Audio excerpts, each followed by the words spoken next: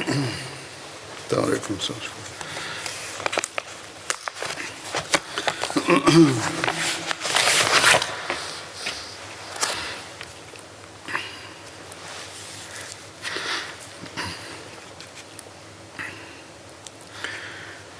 أشهد أن لا إله إلا الله وحده لا شريك له وأشهد أن محمدا عبده ورسوله أما بعد فأعوذ بالله من الشيطان الرجيم بسم الله الرحمن الرحيم الحمد لله رب العالمين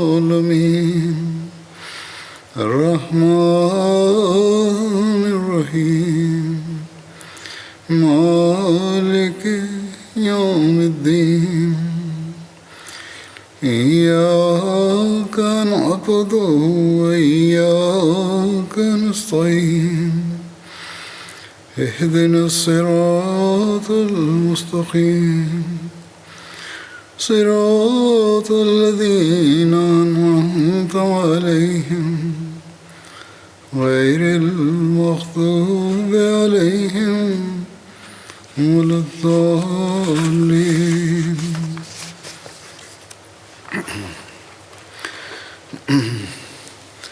حضور انور ایدہ اللہ تعالیٰ بنصرہ العزیز فرما رہے ہیں، جیسا کہ پچھلے خطبہ میں ورنن کیا تھا کہ جنگ احزاب کے بعد بنو قریظہ کی غداری کی سزا کا خدائی آدیش آپ صلی اللہ علیہ وسلم کو ملا، اتہ ان سے جنگ ہوئی اور پھر انہوں نے بنو قریظہ نے جنگ بندی کر کے حضرت سعد سے فیصلہ کروانے پر رضامندی کا اظہار کیا، اتہ حضرت سعد نے ان کا فیصلہ کیا۔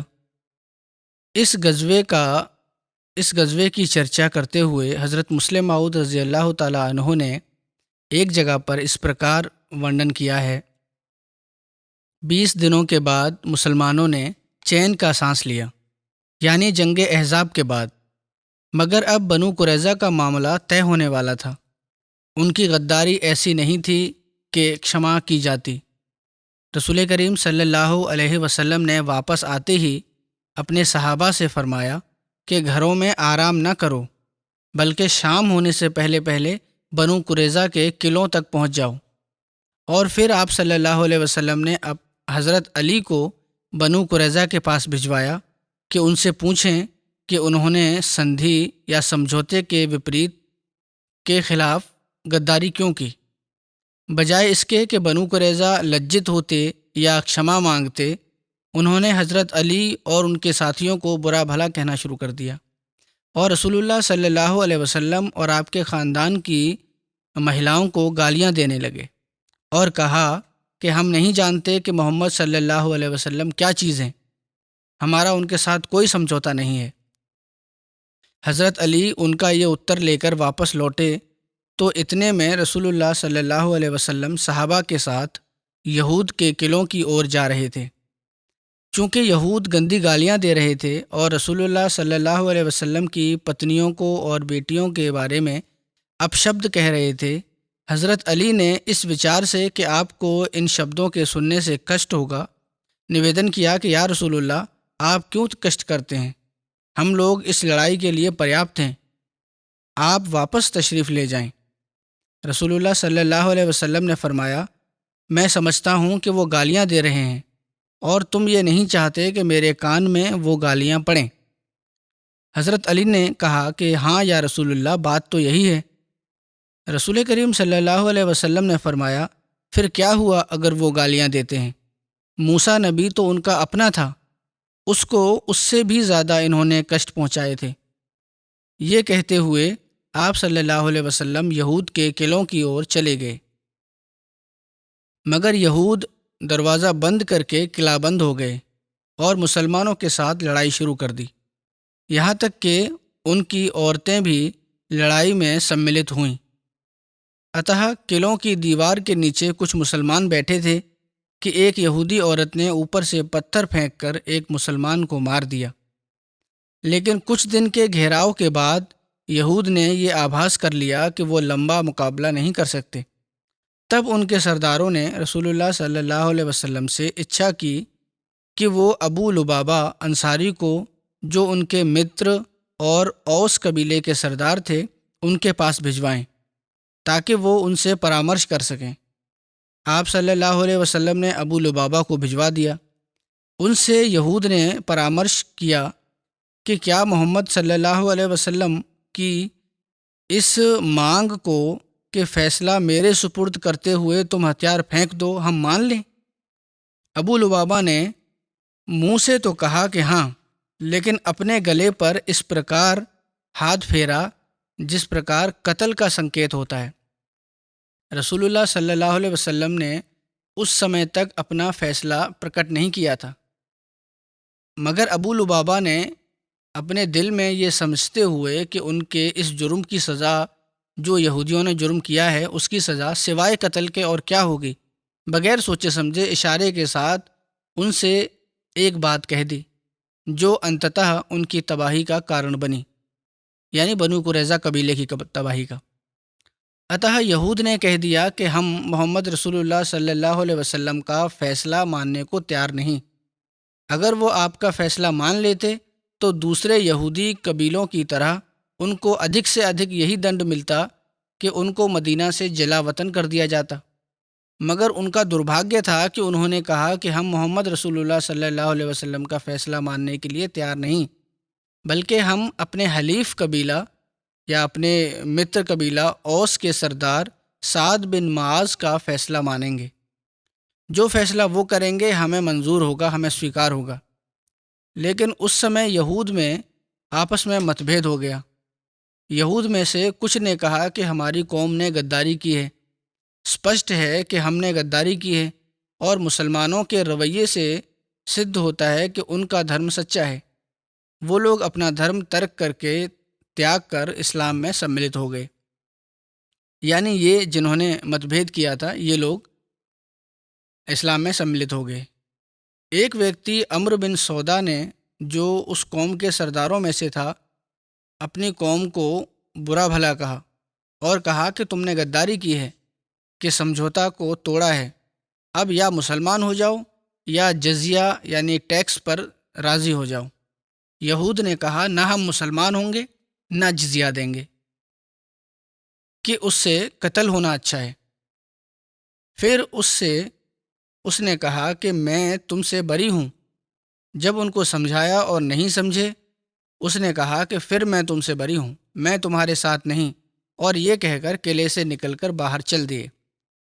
جب وہ قلعے سے باہر نکل رہا تھا تو مسلمانوں کے ایک دستے نے، جس کے سردار محمد بن مسلمہ تھے، اسے دیکھ لیا اور اسے پوچھا کہ وہ کون ہے۔ اس نے بتایا کہ میں فلاں ہوں۔ اس پر محمد بن مسلمہ نے فرمایا اللہم لا تحرمنی اقالت اسرات الکرام، کہ آپ سلامتی سے چلے جائیں، اور پھر اللہ سے دعا کی کہ حضرت محمد بن مسلمہ نے یہ دعا کی کہ یا الہی مجھے شریفوں کی غلطیوں پر پردہ ڈالنے کے اچھے کاریہ شبھ کرم سے کبھی ونچت نہ کریو۔ ارتھات یہ ویکتی چونکہ اپنے کیے ہوئے پر اور اپنی قوم کے کیے ہوئے پر پچھتاتا ہے، تو ہمارا بھی سوبھاوک کرتویہ ہے کہ اسے کھما کر دیں۔ اس لیے میں نے اسے گرفتار نہیں کیا اور جانے دیا، اور اللہ تعالیٰ مجھے ہمیشہ ایسے ہی ست کرموں، نیک کاموں کی توفیق پردان کرتا رہے۔ ان کا کوئی ظلم کا ارادہ نہیں تھا۔ جب رسول اللہ صلی اللہ علیہ وسلم کو اس گھٹنا کا گیان ہوا تو آپ نے محمد بن مسلمہ کو دنڈ نہیں دیا، پوچھا نہیں، پوچھ تاچھ بھی نہیں کی کہ کیوں تم نے اس کو نہیں پکڑا، کہ کیوں اس یہودی کو چھوڑ دیا، بلکہ اس کے اس کرم کو سراہا۔ آپ نے اس کی اس بات کی پرشنسا کی کہ تم نے بڑا اچھا کیا۔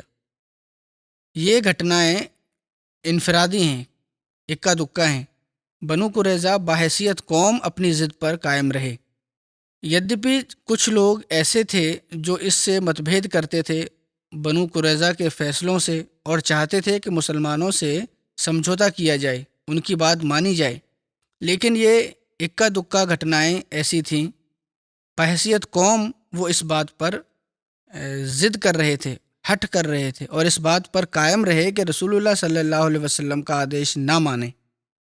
رسول کریم صلی اللہ علیہ وسلم کا حکم ماننے کا انکار کرتے ہوئے سعد کے فیصلے پر ہٹ کرنے لگے، یعنی انہوں نے یہ پسند نہیں کیا کہ رسول اللہ صلی اللہ علیہ وسلم کے فیصلے کو مانیں اور ان کو فیصلہ کرنے کے لیے مقرر کر دیں نرنائک کے طور پر، بلکہ انہوں نے کہا کہ سعد ہمارا فیصلہ کرے گا۔ رسول کریم صلی اللہ علیہ وسلم نے بھی ان کے اس مانگ کو سویکار کیا۔ سعد رضی اللہ تعالیٰ عنہ کو جو جنگ میں زخمی ہو چکے تھے، سوچنا دی گئی کہ تمہارا فیصلہ بنو قریظہ سویکار کرتے ہیں، اس لیے آ کر فیصلہ کرو۔ اس پرستاؤ کا اعلان ہوتے ہی اوس قبیلے کے لوگ جو بنو قریظہ کے دیر سے حلیف چلے آتے تھے، متر چلے آتے تھے، وہ سعد کے پاس دوڑے گئے اور انہوں نے آگرہ کرنا شروع کر دیا کہ چونکہ خزرج اپنے حلیف یہودیوں کو ہمیشہ سزا سے بچاتا رہا ہے، اس لیے آج تم بھی اپنے حلیف قبیلے کے حق میں فیصلہ دینا۔ سعد زخموں کی وجہ سے سواری پر سوار ہو کر بنو قریظہ کی طرف روانہ ہوئے اور ان کی قوم کے لوگ ان کے دائیں بائیں دوڑتے چلے جاتے تھے اور سعد سے بار بار آگرہ کرتے جاتے تھے کہ دیکھنا بنو قریظہ کے وپریت ان کے ورد فیصلہ نہ دینا، مگر سعد نے کیول یہی اتر دیا کہ جس کے سپرد فیصلہ دیا جاتا ہے وہ امانت دار ہوتا ہے، اسے ایمانداری سے فیصلہ کرنا چاہیے، میں ایمانداری سے فیصلہ کروں گا۔ جب سعد یہود کے قلعوں کے پاس پہنچے، جہاں ایک اور بنو قریظہ قلعہ کی دیوار سے کھڑے سعد کی پرتیکشا کر رہے تھے اور دوسری اور مسلمان بیٹھے تھے، تو سعد نے پہلے اپنی قوم سے پوچھا، کیا آپ سب وعدہ کرتے ہیں کہ جو میں فیصلہ کروں گا وہ آپ لوگ سویکار کریں گے؟ انہوں نے کہا ہاں۔ پھر سعد نے بنو قریظہ کو سمبودھت کرتے ہوئے کہا کہ کیا آپ لوگ وعدہ کرتے ہیں کہ جو فیصلہ میں کروں گا وہ آپ لوگ سویکار کریں گے؟ انہوں نے کہا ہاں۔ پھر شرم سے دوسری اور دیکھتے ہوئے نیچی نگاہوں سے اس اور اشارہ کیا جدھر رسول کریم صلی اللہ علیہ وسلم وراجمان تھے اور کہا کہ ادھر بیٹھے ہوئے لوگ بھی یہ وعدہ کرتے ہیں، یعنی حضرت صلی اللہ علیہ وسلم کی اور نظر اٹھا کر نہیں دیکھ سکتے تھے، شرم تھی، حیا تھی، اس لیے لیکن انہوں نے فیصلے کے نرنائک نیوکت کیے گئے تھے، پوچھنا بھی آوشک تھا، اس لیے بڑی نظریں نیچی کر کے آپ نے رسول کریم صلی اللہ علیہ وسلم کی اور منہ کر کے بھی پوچھا کہ آپ بھی وعدہ کرتے ہیں؟ رسول اللہ صلی اللہ علیہ وسلم نے فرمایا ہاں۔ اس کے بعد سعد نے جب تینوں سے وعدہ لے لیا فریقوں سے، تو سعد نے بائبل کے آدیش کے انوسار یہ نرنے سنایا کہ بائبل میں لکھا ہے، اور جب تو کسی شہر کے پاس اس سے لڑنے کے لیے آ پہنچے تو پہلے اس سے صلح کا پیغام دے، تب یوں ہوگا کہ اگر وہ تجھے اتر دیں کہ صلح سویکار ہے اور دروازہ تیرے لیے کھول دیں، تو ساری جو اس شہر میں پائی جائے تیری خراج گزار ہوگی، یعنی تجھے ٹیکس دے گی اور تیری سیوا کرے گی، اور اگر وہ تجھ سے صلح نہ کریں بلکہ تجھ سے جنگ کرے تو اس کا گھیراؤ کر، اور جب خداوند تیرا خدا تیرے قبضے میں کر دے تو وہاں کے ہر ایک مرد کو تلوار کی دھار سے قتل کر، مگر عورتوں اور لڑکوں اور جانوروں کو اور جو کچھ اس شہر میں ہو اس کا سارا لوٹ اپنے لیے لے، اور تو اپنے شتروؤں کو اس لوٹ کی جو خداوند تیرے خدا نے تجھے دی ہے کھاؤ۔ اسی پرکار تو ان سب شہروں سے جو تجھ سے بہت دور ہیں اور ان قوموں کے شہروں میں سے نہیں ہے یہی حال کیجیے، لیکن ان قوموں کے شہروں میں جنہوں نے خداوند تیرا خدا تیری وراثت کر دیتا ہے، کسی چیز کو جو سانس لیتی ہے جیتا نہ چھوڑیو، بلکہ تو ان کو حرم کیجیو، حتیٰ اور اموری اور کنعانی اور فرزی اور حوی اور یوسی کو، جیسا کہ خداوند تیرے خدا نے یہ آدیش دیا ہے، تاکہ وہ اپنے سارے کیے ہوئے اکا دکا کاموں کے انوسار جو انہوں نے اپنے معبودوں سے کیے ان پر عمل کرنا نہ سکھائیں، اور یہ کہ تم خداوند خدا اپنے خدا کے گنہگار ہو جاؤ۔ یہ بائبل کے شبد ہیں جو پڑھے حضرت سعد نے اور اس کے انوسار نرنے کیا۔ بائبل کے اس فیصلے سے ظاہر ہے کہ اگر یہودی جیت جاتے اور محمد رسول اللہ صلی اللہ علیہ وسلم ہار جاتے تو بائبل کے اس فیصلے کے انوسار پہلی بات تو تمام مسلمان قتل کر دیے جاتے، مرد بھی اور عورت بھی اور بچے بھی، اور جیسا کہ اتہاس سے سدھ ہوتا ہے کہ یہودیوں کا یہی ارادہ تھا کہ مردوں، عورتوں اور بچوں کو سب کو ایک دم قتل کر دیا جائے، لیکن اگر وہ ان سے بڑی رعایت کرتے تب بھی کتاب استثنا کے اپروکت نرنے کے انوسار وہ ان سے دور کے ملکوں والی قوم کا سا برتاؤ کرتے اور تمام مردوں کو قتل کر دیتے اور عورتوں اور لڑکوں اور سامانوں کو لوٹ لیتے۔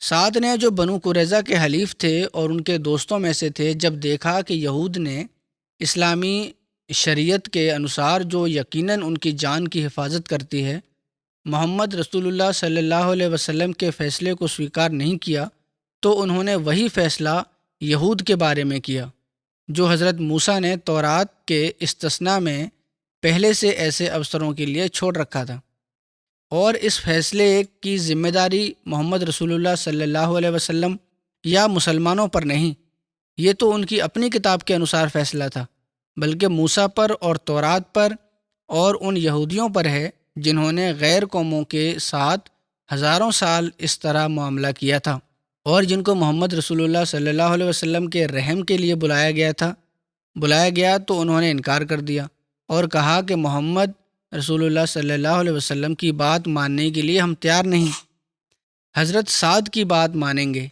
جب سعد نے موسیٰ کے فیصلے کے انوسار فیصلہ دیا تو حضرت مسلم موعود لکھتے ہیں کہ آج عیسائی دنیا شور مچاتی ہے کہ محمد رسول اللہ صلی اللہ علیہ وسلم نے اتیاچار کیا۔ کیا عیسائی لیکھک اس بات کو نہیں دیکھتے کہ محمد رسول اللہ صلی اللہ علیہ وسلم نے کسی دوسرے افسر پر کیوں اتیاچار نہ کیا؟ باقی تو کہیں اتیاچار نظر نہیں آتا۔ سینکڑوں بار دشمن نے محمد رسول اللہ صلی اللہ علیہ وسلم کے رحم پر اپنے آپ کو چھوڑا اور ہر بار رسول اللہ صلی اللہ علیہ وسلم نے ان کو کھما کر دیا۔ یہ ایک ہی افسر ہے کہ جب دشمن نے ہٹ کیا کہ محمد رسول اللہ صلی اللہ علیہ وسلم کے فیصلے کو ہم نہیں مانیں گے بلکہ فلاں دوسرے ویکتی کے فیصلے کو مانیں گے، اور اس ویکتی ارتھات محمد رسول اللہ صلی اللہ علیہ وسلم سے پہلے اقرار لے لیا تھا، اور اس ویکتی نے محمد رسول اللہ صلی اللہ علیہ وسلم سے پہلے اقرار لے لیا تھا کہ جو میں فیصلہ کروں گا اسے آپ مانیں گے، جیسا کہ ظاہر ہے اتہاس سے۔ اقرار آپ سے بھی لیا گیا تھا، اس کے بعد اس نے فیصلہ کیا، بلکہ اس نے فیصلہ نہیں کیا، اس نے موسیٰ کا فیصلہ دہرا دیا جس کی امت میں سے ہونے کے یہودی مدعی تھے۔ اتح اگر کسی نے اتیاچار کیا تو یہود نے اپنی جانوں پر اتیاچار کیا، جنہوں نے محمد رسول اللہ صلی اللہ علیہ وسلم کا فیصلہ ماننے سے انکار کر دیا۔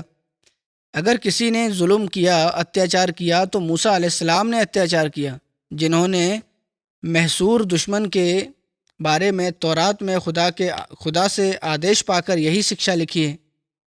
اگر یہ اتیاچار تھا تو ان عیسائی لیکھکوں کو چاہیے کہ موسیٰ علیہ السلام کو اتیاچاری قرار دیں، بلکہ موسیٰ کے خدا کو اتیاچاری قرار دیں جس نے یہ شکشا تورات میں دی۔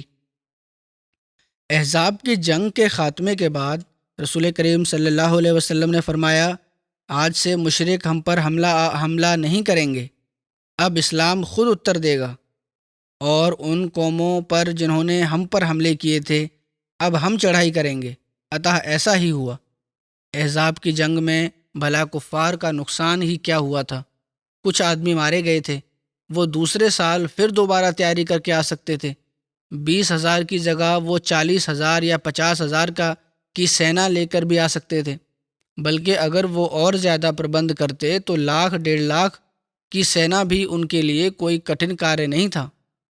پرنتو 21 سال کی نرنتر پریتنوں کے بعد کافروں کے دلوں کو محسوس ہو گیا کہ خدا محمد رسول اللہ صلی اللہ علیہ وسلم کے ساتھ ہے۔ ان کے بت جھوٹے ہیں اور دنیا کا پیدا کرنے والا ایک ہی خدا ہے۔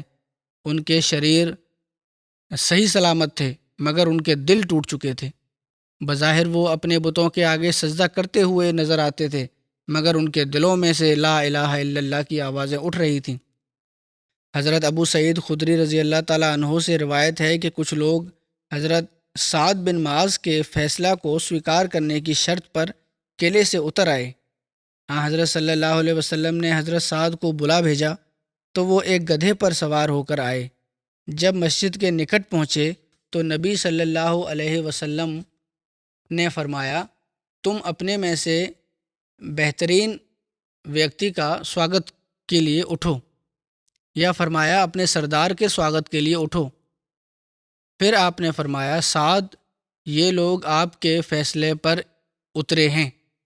انہوں نے کہا، پھر ان کے بارے میں فیصلہ کرتا ہوں، یہ کہ ان میں سے جو لڑنے والے ہیں انہیں قتل کر دیا جائے اور ان کے پریوار قید کر لیے جائیں۔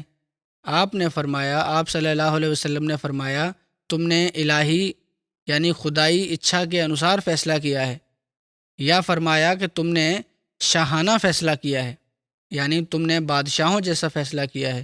یہ بخاری کی روایت ہے۔ اس کا کچھ وورن جو بعض اور باتیں ہیں حضرت مرزا بشیر احمد صاحب نے بھی اس کی ویاخیا کی ہے۔ کچھ باتیں میں یہاں بیان کر دیتا ہوں۔ وہ لکھتے ہیں بنو قریظہ کے سمبندھ میں، آخر کم لگ بھگ 20-30 دن کے گھیراؤ کے بعد یہ ابھاگے یہودی ایک ایسے ویکتی کو نرنائک مان کر اپنے قلعوں سے اترنے پر رضامند ہوئے جو باوجود ان کا حلیف ہونے کے ان کی کارروائیوں کی وجہ سے ان کے لیے اپنے دل میں کوئی رحم نہیں پاتا تھا۔ یدیپی کہ ساکشات نیائے کی مورتی تھا مگر اس کے دل میں رحمت للعالمین صلی اللہ علیہ وسلم کی سی محبت اور نرمی نہیں تھی۔ وورن اس کا یہ ہے کہ قبیلہ اوس بنو قریظہ کا پرانا حلیف تھا اور اس زمانے میں اس قبیلہ کے رئیس یعنی سردار سعد بن معاذ تھے جو غزوہ خندق میں زخمی ہو کر اب مسجد کے صحن میں زیر علاج تھے، ان کا علاج چل رہا تھا۔ اس قدیم جتھے داری کا وچار کرتے ہوئے بنو قریظہ نے کہا کہ ہم سعد بن معاذ کو اپنا نرنائک مانتے ہیں، جو فیصلہ بھی وہ ہمارے بارے میں کریں وہ ہمیں سویکار ہوگا۔ لیکن یہود میں بعض ایسے لوگ بھی تھے، جیسا کہ پہلے بھی ورنن ہو چکا ہے، جو اپنے اس قومی فیصلے کو صحیح نہیں سمجھتے تھے اور اپنے آپ کو مجرم سمجھتے تھے اور دل میں اسلام کی سچائی کے قائل ہو چکے تھے۔ ایسے لوگوں میں سے کچھ آدمی جن کی سنکھیا اتہاس میں 3 بیان ہوئی ہے، بڑی خوشی سے اسلام سویکار کر کے حضرت صلی اللہ علیہ وسلم کے انویائیوں میں سملت ہو گئے۔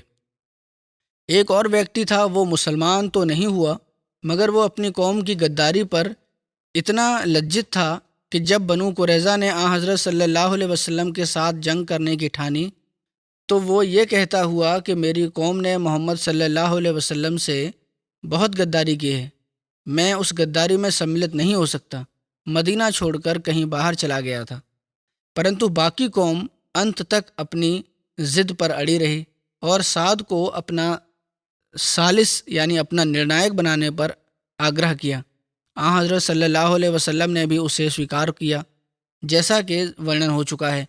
اس کے بعد آپ نے کچھ انصاری صحابیوں کو سعد کے لانے کے لیے بھیجا۔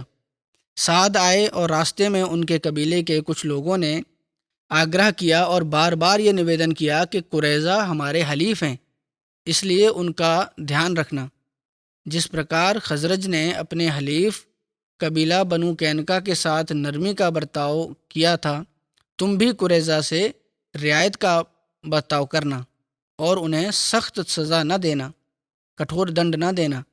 سعد بن معاذ پہلے تو خاموشی کے ساتھ ان کی باتیں سنتے رہے، لیکن جب ان کی اور سے بہت ادھک آگرہ ہونے لگا تو سعد نے کہا کہ یہ وہ سمے ہے کہ سعد اس سمے سچائی اور انصاف کے معاملات میں کسی ملامت گر کی، کسی لان تان کرنے والے کی ملامت کی پرواہ نہیں کر سکتا۔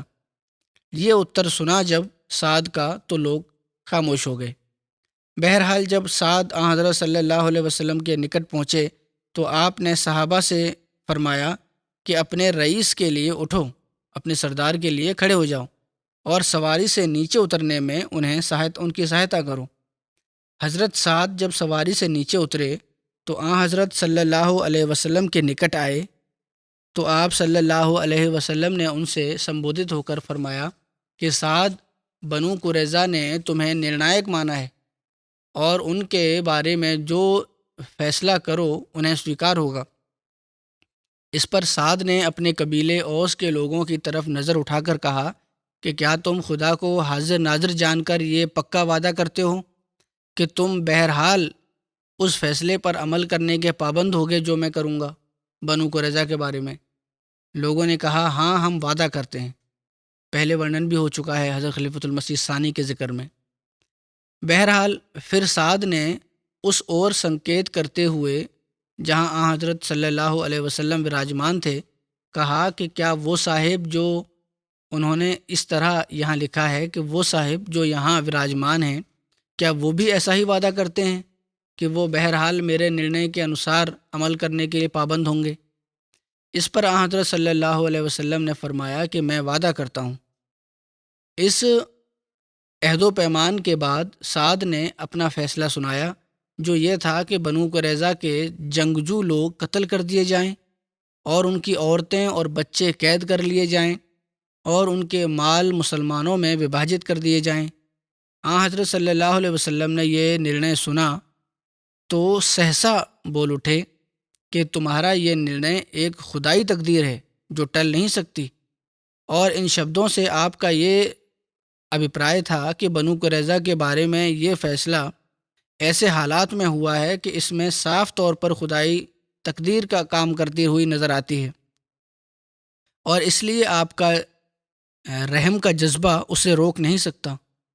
اور یہ نشچت روپ سے صحیح تھا، کیونکہ بنو قریظہ کا ابو لبابہ کو اپنے مشورہ کے لیے بلانا اور ابو لبابہ کے منہ سے ایک ایسی بات نکل جانا جو سراسر بے بنیاد تھی، اور بنو قریظہ کا حضرت صلی اللہ علیہ وسلم کا آدیش ماننے سے انکار کرنا، اور اس وچار سے کہ قبیلہ اوس کے لوگ ہمارے حلیف ہیں اور ہم سے رعایت کا معاملہ کریں گے، سعد بن معاذ یعنی رئیس اوس کو اپنا نرنائک نیوکت کرنا، پھر سعد کا سچائی اور ایمانداری کے راستے میں اتنا پختہ ہو جانا کہ دشمنی اور جتھے داری کا احساس دل سے بالکل نکال دینا، اور بالآخر انتتہ سعد کا اپنے فیصلہ کے اعلان سے پورو حضرت صلی اللہ علیہ وسلم سے اس بات کا پکا وعدہ لے لینا کہ بہرحال اس فیصلہ کے انوسار عمل ہوگا۔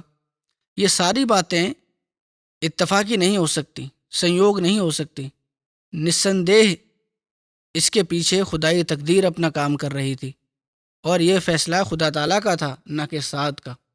حضرت مرزا بشیر احمد صاحب لکھتے ہیں کہ ایسا معلوم ہوتا ہے کہ بنو قریظہ کی وعدہ خلافی اور غداری اور بغاوت اور فتنہ و فساد اور قتل اور رکت پات کی وجہ سے خدائی عدالت سے یہ فیصلہ طے ہو چکا تھا کہ ان کے جنگجو لوگوں کو دنیا سے مٹا دیا جائے۔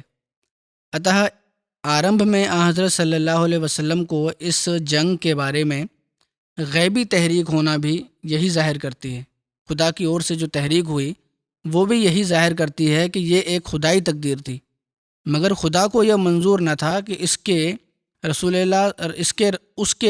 رسول کے دوارا سے لیکن خدا کو یہ منظور نہ تھا کہ اس کے رسول کے دوارا یہ فیصلہ جاری ہو، اور اس لیے اس نے اتینت پیچ در پیچ پروکشی تقدیر سے حضرت صلی اللہ علیہ وسلم کو بالکل الگ رکھا، اور سعد بن معاذ کے دوارا یہ فیصلے کا اعلان کروایا، اور فیصلہ بھی ایسے رنگ میں کروایا کہ اب حضرت صلی اللہ علیہ وسلم اس میں بالکل بھی ہستکشیپ نہیں کر سکتے تھے، کیونکہ آپ وعدہ کر چکے تھے کہ آپ بہرحال اس فیصلے کے پابند رہیں گے، اور پھر چونکہ اس فیصلے کا اثر بھی صرف آپ کی ذات پر نہیں پڑتا تھا بلکہ تمام مسلمانوں پر پڑتا تھا، اس لیے آپ اپنا یہ حق نہیں سمجھتے تھے کہ اپنی رائے سے چاہے وہ کیسی ہی نرمی اور کھما کی اور مائل ہو اس فیصلے کو بدل دیں۔ یہی خدائی تقدیر تھی جس کی طاقت سے پربھاوت ہو کر آپ کے منہ سے سہسا یہ شبد نکلے کہ قد حکمتا بحکم اللہ، یعنی اے سعد تمہارا یہ فیصلہ تو خدائی تقدیر معلوم ہوتی ہے جس کے بدلنے کی کسی کو طاقت نہیں۔ یہ شبد کہہ کر آپ خاموشی سے وہاں سے اٹھے اور شہر کی اور چلے گئے، اور اس سمے آپ کا دل اس وچار سے دردمند ہو رہا تھا کہ ایک قوم جس کے ایمان لانے کی آپ کے دل میں بہت اچھا تھی اپنی بدکرداریوں کی وجہ سے ایمان سے ونچت رہ گئی، ونچت رہ کر خدائی عذاب کا نشانہ بن رہی ہے۔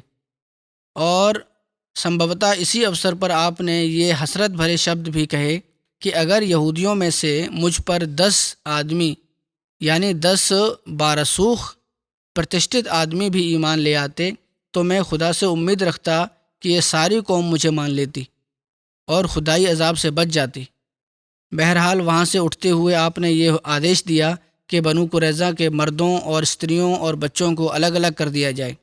اتح دونوں گروہوں کو علیحدہ علیحدہ کر کے مدینہ میں لایا گیا اور شہر میں 2 الگ الگ گھروں میں جمع کر دیا گیا، اور حضرت صلی اللہ علیہ وسلم کے آدیش کے انترگت صحابہ نے، جن میں سے سمبھوتہ کئی لوگ سوئم بھوکے رہے ہوں گے، بنو قریظہ کے کھانے کے لیے ڈھیروں ڈھیر پھل جمع کر دیے، اور لکھا ہے کہ یہودی لوگ رات بھر پھل کھانے میں ویست رہے، اور دوسرے دن صبح کو سعد بن معاذ کے فیصلے کو لاگو کرنا تھا۔ حضرت صلی اللہ علیہ وسلم نے کچھ سترک ہشٹ پشٹ آدمیوں کو اس کام کے کرنے کے لیے نیوکت کیا ہوا تھا، اور سوئم بھی نکٹ ہی ایک ستھان پر وراجمان ہو گئے تاکہ یدی فیصلے کے لاگو کرنے کے دوران میں کوئی بات ایسی ہو جائے جس میں آپ صلی اللہ علیہ وسلم کے آدیش کی آوشکتا ہو تو آپ اولمب مارگدرشن کر سکیں اور آدیش دے سکیں۔ ساتھ ہی یہ بھی کہ اگر کسی مجرم کے بارے میں کسی ویکتی کی اور سے رحم کی اپیل ہو تو اس میں آپ ترنت فیصلہ دے سکیں، کیونکہ یدیپی سعد کے فیصلے کی اپیل عدالتی رنگ میں تو آپ کے سمکھ نہیں ہو سکتی تھی، پرنتو ایک بادشاہ یا صدر جمہوریت یا کی حیثیت سے آپ کسی فرد کے بارے میں کسی خاص وجہ سے کسی وشیش کارن کے آدھار پر اپیل اوشیہ سن سکتے تھے۔ بہرحال آپ نے رحم کے تقاضے سے یہ بھی آدیش دیا کہ مجرموں کو ایک ایک کر کے الگ الگ قتل کیا جائے، یعنی ایک کے قتل کے سمے دوسرے مجرم کو پاس موجود نہ رکھا جائے۔ اتح ایک ایک مجرم کو الگ الگ لایا گیا اور آدیشانوسار سعد بن معاذ کے آدیش کے انوسار ان کو قتل کیا گیا۔ بنو قریظہ کے اس ورتانت کے بارے میں کچھ غیر مسلم اتہاسکاروں نے اتینت انوچت طریقے پر حضرت صلی اللہ علیہ وسلم پر آروپ لگائے ہیں، یا انہوں نے آروپ لگائے کہ کم سے کم 400 یہودیوں کی سزائے قتل کی وجہ سے آپ کو نعوذ باللہ من ذالک اتیاچاری اور خون بہانے والے شاشک کے روپ میں پرستت کیا جاتا ہے۔ لیکن ہمارے ایک انویشک نے یہ بھی تحقیق کی ہے کہ جو سنکھیا واستو میں وہ 16-17 بنتی ہے، پرنتو بہرحال یہ تحقیق کرنے یوگیہ چیز ہے، ابھی بھی اس پر تحقیق ہو سکتی ہے۔ کسی نے 100 لکھی ہے سنکھیا، کسی نے 400 لکھی ہے، کسی نے اور ادھک لکھی ہے، کسی نے 1000 لکھی ہے، کسی نے 900 لکھی ہے۔ بہرحال کیونکہ نردھارت سنکھیا نہیں ہے اس لیے اس پر بحث ہو سکتی ہے۔ بہرحال اگر 400 بھی ہے تو اس اعتراض کا آدھار کیول دھارمک پکشپات ہے، جس سے جہاں تک کم از کم اسلام اور اسلام کے سنستھاپک صلی اللہ علیہ وسلم کا سمبندھ ہے، بہت سے پشچمی دیشوں میں پرشکشت اتہاسکار بھی سوتنتر نہیں ہو سکے، وہ بھی یہی آروپ لگاتے ہیں۔ تو حضرت مرزا بشیر احمد صاحب لکھتے ہیں کہ اس اعتراض کے اتر میں پہلے تو یہ بات یاد رکھنی چاہیے کہ بنو قریظہ کے بارے میں جس فیصلے کو اتیاچار پورن کہا جاتا ہے وہ سعد بن معاذ کا فیصلہ تھا، حضرت صلی اللہ علیہ وسلم کا ہرگز نہیں تھا، اور جب وہ آپ کا فیصلہ ہی نہیں تھا تو اس کی وجہ سے آپ پر اعتراض نہیں کیا جا سکتا۔ دوسری بات یہ کہ فیصلہ تتکالین پرستتھیوں کے انترگت کداپی غلط اور اتیاچار پورن نہیں تھا۔ تیسرے یہ کہ اس وعدے کی وجہ سے جو سعد نے فیصلہ کے اعلان سے پورو حضرت صلی اللہ علیہ وسلم سے لیا تھا، آپ اس بات کے پابند تھے کہ بہرحال اس کے انوسار پالن کرتے۔ چوتھی بات یہ کہ سویم مجرموں نے اس فیصلے کو سویکار کیا اور اس پر اعتراض نہیں کیا اور اسے اپنے لیے ایک خدائی تقدیر سمجھا، تو اس اوستھا میں آپ صلی اللہ علیہ وسلم کا یہ کام نہیں تھا کہ اکارن اس میں ہستکشیپ کے لیے کھڑے ہو جاتے۔ سعد کے فیصلے کے بعد اس معاملے کے ساتھ آپ صلی اللہ علیہ وسلم کا سمبند کیول اتنا تھا کہ آپ اپنی حکومت کے پربند کے انترگت اس فیصلے کو، اس نرنے کو سچارو روپ سے لاگو کروا دیتے، اور یہ بتایا جا چکا ہے کہ آپ نے اسے ایسے رنگ میں لاگو کروایا کہ جو رحمت اور شفقت، پیار، محبت کا بہترین آدرش سمجھا جا سکتا ہے۔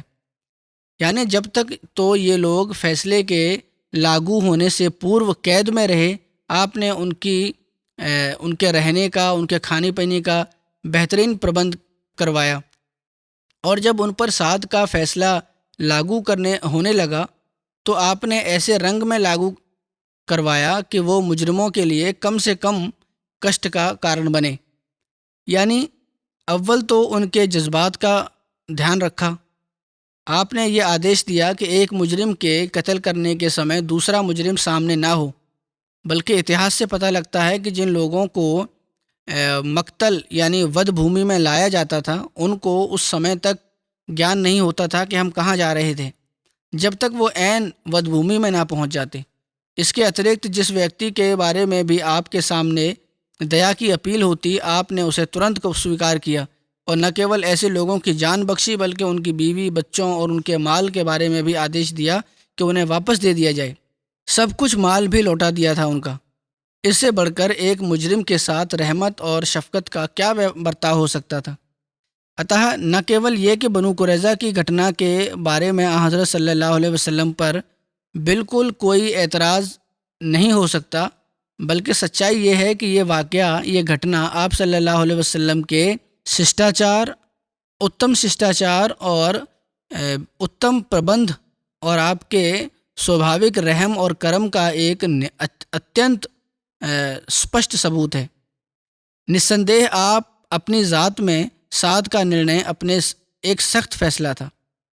نسندیہ سعد کا نرنے ایک اتینت کٹھور نرنے تھا، اور سوبھاوک انسانی فطرت بظاہر اس سے ایک صدمہ محسوس کرتی ہے، پرنتو سوال یہ ہے کہ کیا اس کے بغیر کوئی اور راستہ کھلا تھا جسے اپنایا جاتا؟ بنو قریظہ کے بارے میں سعد کا فیصلہ، جیسا کہ ہم نے کہا، یدیپی اپنی ذات میں بڑا کٹھور ہے، مگر وہ حالات کی مجبوری تھی، اور حالات کی مجبوری کا ایک انواریہ پرینام یہ تھا جس کے بغیر کوئی چارہ نہ تھا۔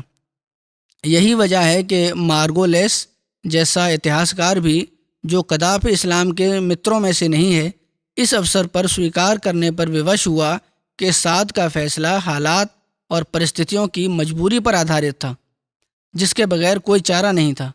عطا وہ لکھتے ہیں کہ غزوہ احزاب یعنی جنگ احزاب کا حملہ، جس کے بارے میں محمد صاحب صلی اللہ علیہ وسلم کا یہ دعویٰ تھا کہ وہ کیول خدائی تقدیر کے انترگت پسپا ہوا، پراجے ہوا، وہ بنو نذیر ہی کی بھڑکاؤ کوششوں کا پرینام تھا، یا کم سے کم یہ سمجھا جاتا تھا کہ وہ ان کے پریتنوں کا پرینام تھا، اور بنو نذیر وہ تھے جنہوں نے محمد صاحب صلی اللہ علیہ وسلم نے بڑی کیول جلا وطن کر دینے پر سنتوش کیا تھا۔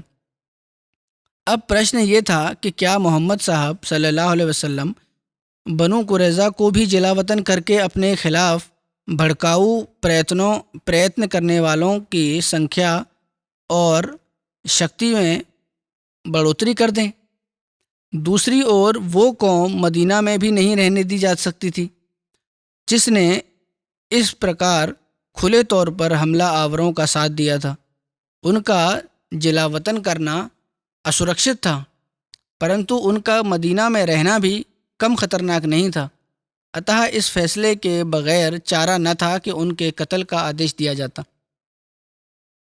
اتہ یہ مارگولیس لکھ رہا ہے، اتہ سعد کا فیصلہ بالکل انصاف اور عدل کے قانونوں کے بالکل مطابق تھا، اور حضرت صلی اللہ علیہ وسلم اپنے وعدہ کے اس فیصلے کے انوسار رحم کے پہلوؤں کو کام میں نہیں لا سکتے تھے سوائے کچھ لوگوں کے، اور اس کے لیے آپ نے ہر سمبھو پریتن کیا۔ جنہوں نے رحم کی اپیل کی سامانیہ فیصلہ نہیں دے سکتے تھے، مگر معلوم ہوتا ہے کہ یہود نے اس شرم سے کہ انہوں نے آپ کو جج ماننے سے انکار کر دیا تھا، آپ کی طرف رحم کی اپیل کے لیے دھیان ہی نہیں دیا۔ چند ایک نے کچھ ایک نے کیا، صرف اور سپشٹ ہے کہ بغیر اپیل ہونے کے آپ رحم نہیں کر سکتے تھے، کیونکہ جو باغی اپنے جرم پر لجا کا پردرشن بھی نہیں کرتا، اسے سوئم چھوڑ دینا سیاسی طور پر اتنت خطرناک پرینام پیدا کر سکتا ہے۔ ایک اور بات یاد رکھنی ضروری ہے کہ جو سمجھوتا حضرت صلی اللہ علیہ وسلم اور یہود کے بیچ آرمبھ میں ہوا تھا، اس کی شرطوں میں سے ایک شرط یہ بھی تھی کہ اگر یہودیوں کے بارے میں کوئی بات صلح کی پیدا ہوئی، اس کا فیصلہ سوئم انہی کے شریعت کے ماتحت، انہی کے شریعت کے انوسار کیا جائے گا، یعنی یہود کی شریعت کے انوسار۔ چنانچہ اتہاس سے پتہ لگتا ہے کہ اس سمجھوتا کے انترگت حضرت صلی اللہ علیہ وسلم ہمیشہ یہود کے بارے میں یہود شریعت موسوی کے انوسار فیصلہ کیا کرتے تھے۔ اب ہم تورات پر نگاہ ڈالتے ہیں تو وہاں اس پرکار کے جرم کی سزا جس کے مرتکب بنو قریظہ ہوئے تھے بیانی بالکل یہی لکھی ہوئی پاتے ہیں جو سعد بن معاذ نے بنو قریظہ پر جاری کیا۔ بہرحال بنو قریظہ کے معاملے کے بارے میں حضرت سعد بن معاذ کا جہاں تک ان سے سمبند تھا اتنی ہی وورن یہاں کافی ہے۔ حضرت سعد بن معاذ کا ورنن کچھ حصہ باقی رہتا ہے جو انشاءاللہ آئندہ بیان ہوگا۔ اب میں کچھ مرتیو پراپت مرحومین کا ورنن کرنا چاہتا ہوں جن کی پچھلے دنوں میں مرتیو ہوئی ہے، اور انشاءاللہ تعالی نماز کے بعد جمعہ کے بعد ان کا جنازہ غائب ہی پڑھاؤں گا۔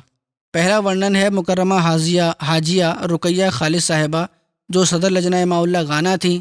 30 جون کو 65 سال کی آیو میں ان کا دیہانت ہوا۔ انا للہ و انا الیہ راجعون۔ ان کو یوٹرین کینسر ہوا تھا، اس کے بعد یہ ریکور بھی کر گئی تھیں اور اللہ تعالیٰ نے ان کو صحت عطا کی تھی، لیکن اس سال مئی میں دوبارہ ان کی صحت گرنی شروع ہوئی۔ اچانک دوبارہ حملہ ہوا اور کچھ سمے اسپتال میں بیمار رہنے کے بعد 30 جون کو ان کی مرتیو ہو گئی۔ حاجیہ رقیہ خالد صاحبہ گانا کے شمالی علاقے اتری علاقے واہ میں اپریل 1955 میں ایک احمدی گھرانے میں پیدا ہوئی تھی۔ ان کے پتا الحاج خالد صاحب مرحوم واہ کے قریب ایک گاؤں میں امام تھے جہاں اکثر لوگ بت پرست تھے، مورتی پوجک تھے۔ انہوں نے بت پرست لوگوں میں تبلیغ کر کے احمدیت قائم کی تھی۔ مرحومہ کا بچپن واہ میں ہی گزرا۔ ایک سلجھی ہوئی، سلیقہ مند اور سدھانت پریہ استری تھیں۔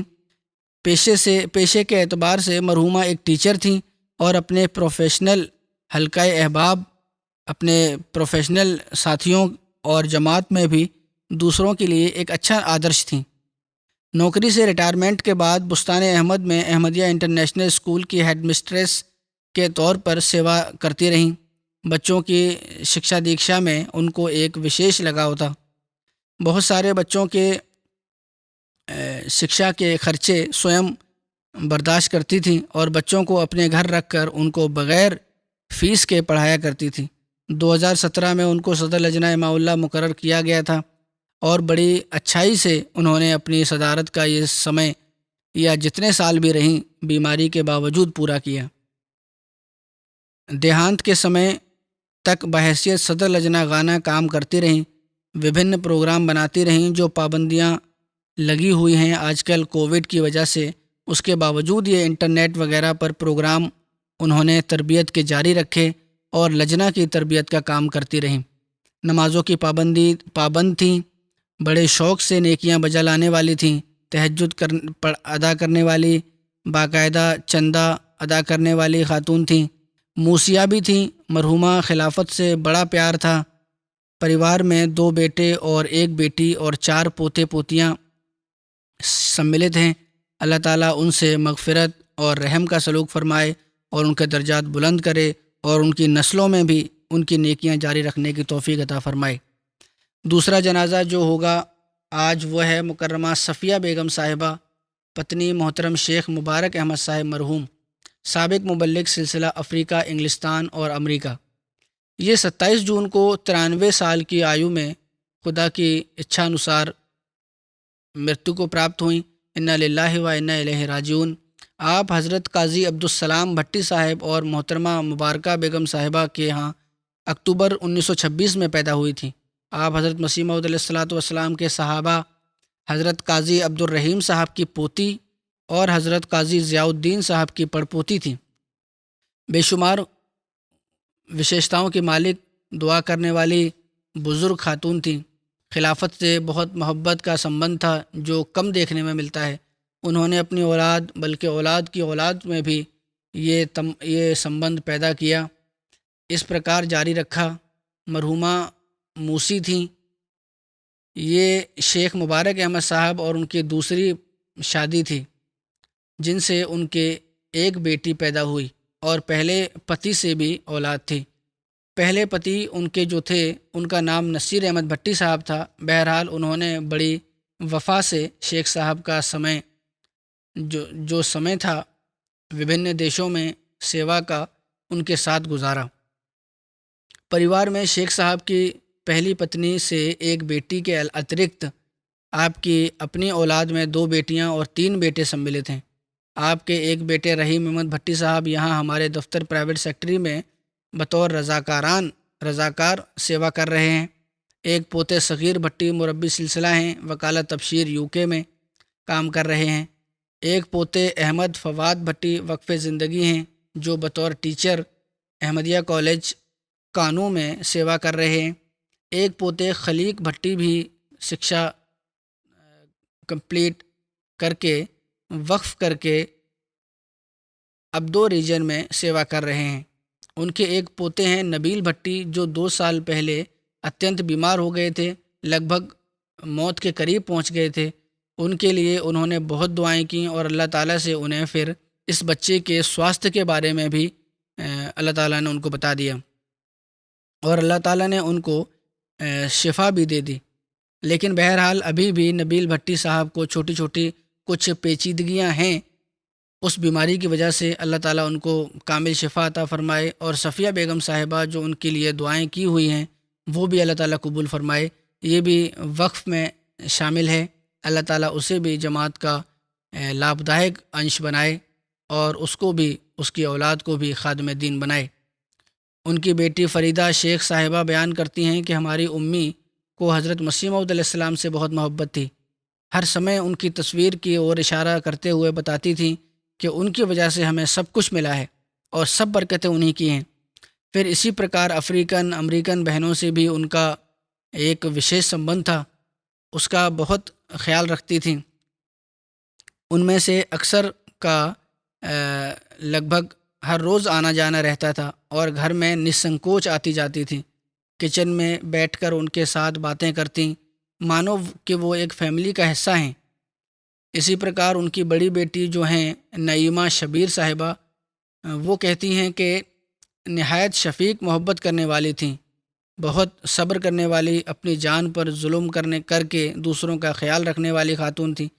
خلافت کی محبت ہمارے دلوں میں ڈالی، نیمت روپ سے پتر لکھنے کو کہتیں، اپنی اولاد کے حق میں حضرت مسیح موعود علیہ السلام کی دعائیں پڑھتی رہتی تھیں اور غریبوں اور یتیموں کا بہت دھیان رکھتی تھیں۔ چندے اور صدقے وغیرہ بڑی نیمت روپ سے دیتی تھیں۔ حضرت خلیفۃ المسیح ثالث رحمہ اللہ نے وشیش روپ سے ان کا نکاح شیخ مبارک احمد صاحب سے کروایا تھا۔ وہ مبلغ سلسلہ تھے اور ان کی پہلی پتنی کا دیہانت ہو گیا تھا اور ان کے پتی کا دیہانت ہو گیا تھا، اور حضرت خلیفۃ المسیح ثالث نے رشتہ کے وقت شیخ صاحب کو ان کی کسی جماعتی کام پر خوش ہو کر کہا کہ میں آپ کو ایک انعام دے رہا ہوں۔ شیخ صاحب نے بھی اس انعام کی قدر کی، اور وہ انعام جو تھا وہ صفیہ بیگم صاحبہ کے روپ میں تھا۔ شیخ صاحب نے اس کی قدر کی اور ان کے بچوں کی جو پہلے پتی سے بچے تھے اور خاندان کی جوانی میں فوت ہو گئے تھے، اور خاوند ان کے پتی جوانی میں فوت ہو گئے تھے، ان کا بھی بہت خیال رکھا۔ ان کے بڑے بیٹے شمیم بھٹی صاحب میرے ساتھ پڑھتے بھی رہے اسکول اور کالج میں، اور میں نے دیکھا ہے کہ شیخ صاحب نے بھی ان بچوں کا بہت دھیان رکھا اور ان کا حق ادا کیا۔ لیکن صفیہ بیگم صاحبہ نے بھی شیخ صاحب کے ساتھ میدان عمل میں، تبلیغ کے میدان میں بہت دیا۔ واقف زندگی کی بیوی کا فرض ہے۔ بہت کم مبلغین کی پتنیاں اس پرکار حق ادا کرتی ہیں جس پرکار انہوں نے حق ادا کیا۔ مہمانوں کی مہمان نوازی نسوارتھ ہو کر کے کبھی شکوہ نہیں کیا، اور کسی طرح دعائیں بھی بڑی کیا کرتی تھیں، اور اسی پرکار دعائیں بھی بہت کیا کرتی تھیں جماعت کے افراد کے لیے۔ مبلغین جو ان کے ادھین رہے، یعنی شیخ صاحب کے، ان کے ساتھ، ان کی فیملیوں کے ساتھ بڑا اچھا ویوہار تھا۔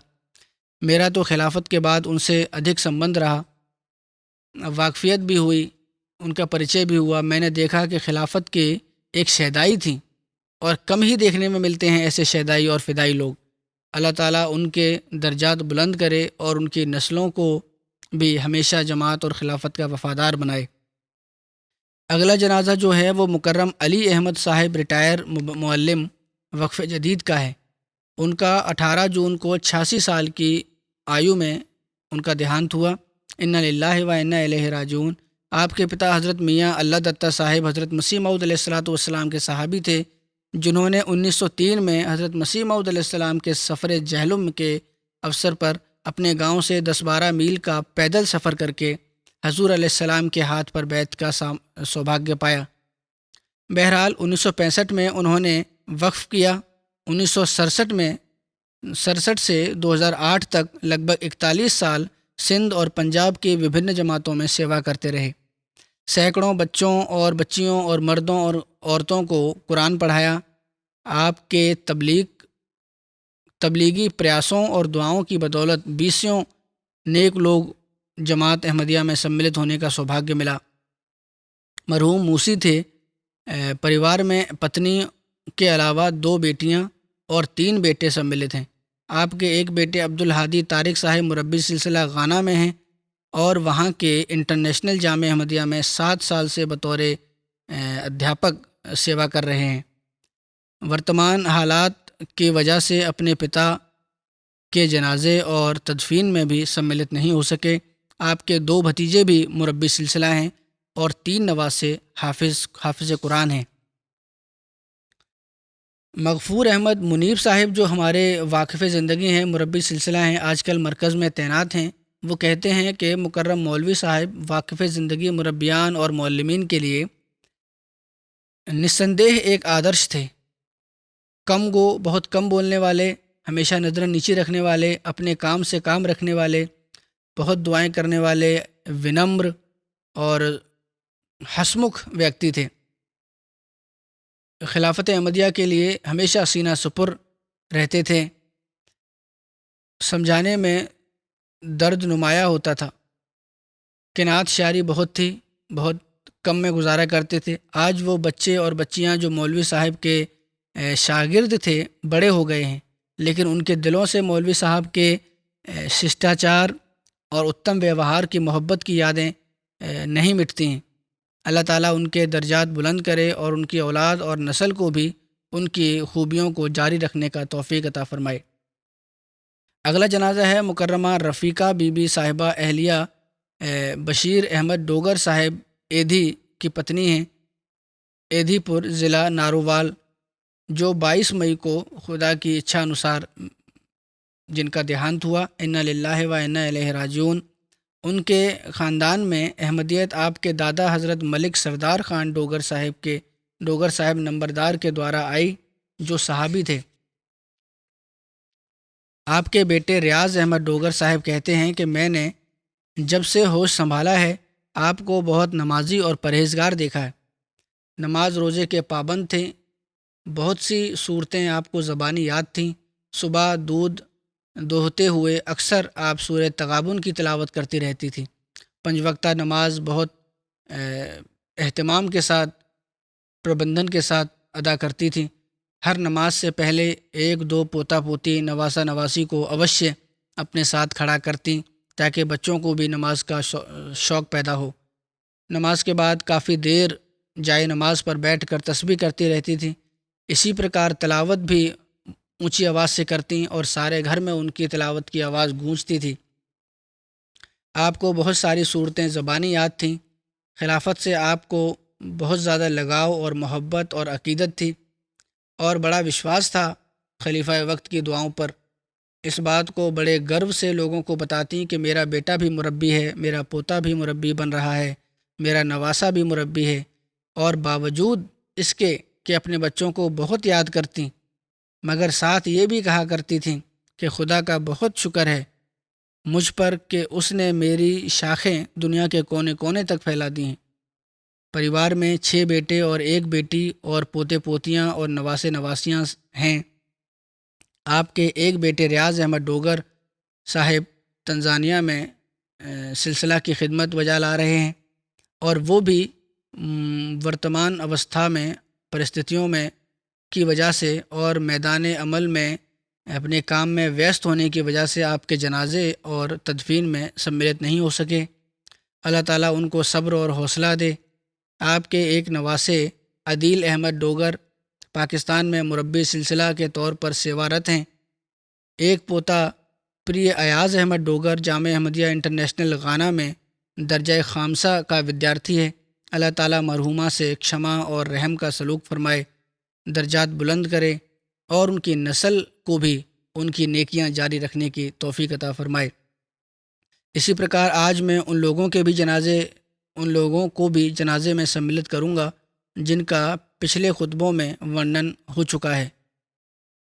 کیول جنازہ نہیں پڑھایا گیا تھا حالات کی وجہ سے، جن میں ناصر سعید صاحب سملت ہیں، غلام مصطفیٰ صاحب سملت ہیں، ڈاکٹر نقی الدین صاحب اسلام آباد کے ہیں، وہ بھی سملت ہیں، ذوالفقار صاحب مربی انڈونیشیا ہیں، وہ بھی سملت ہیں۔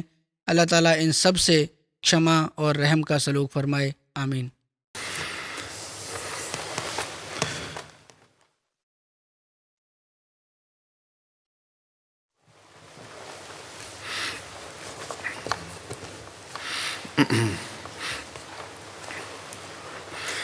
الحمد لله نحمده ونستعينه ونستغفره ونؤمن به ونتوكل عليه ونعوذ بالله من شرور أنفسنا ومن سيئات أعمالنا